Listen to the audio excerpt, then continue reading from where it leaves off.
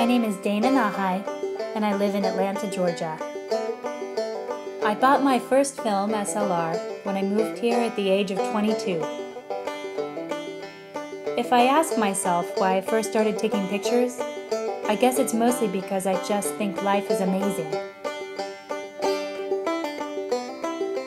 So many people, so many stories, so much beauty, so much feeling. Pictures connected me with all of it. But my journey with food began far away from the camera, as a registered dietitian in downtown Atlanta at Grady Memorial Hospital. I spent a decade approaching food through medicine, through its healing powers, and all the ways it can go awry. I coached the HIV positive, the cancer-ridden, the diabetic, and the miscalculated disordered eater. I was empowered by my work, but I became listless and weary. And one day, my heart stepped away. Fast forward to the morning 16 months ago when I walked out of a cafe and I found inspiration to tell the story of food in a new light. My mind kept hovering in the spaces that lie between food, the people who share it, and how they share it.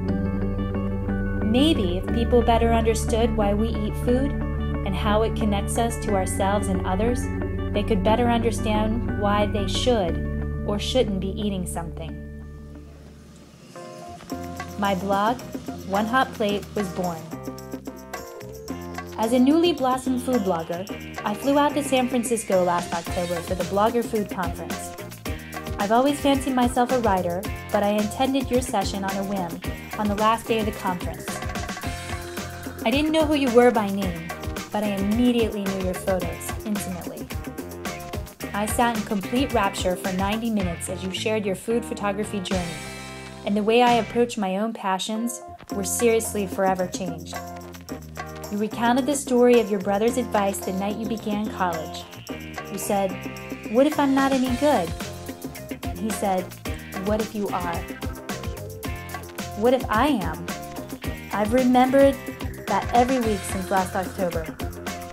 4 words that forced me to stay up late, wake up early, take pictures I hate, and pound out the hours.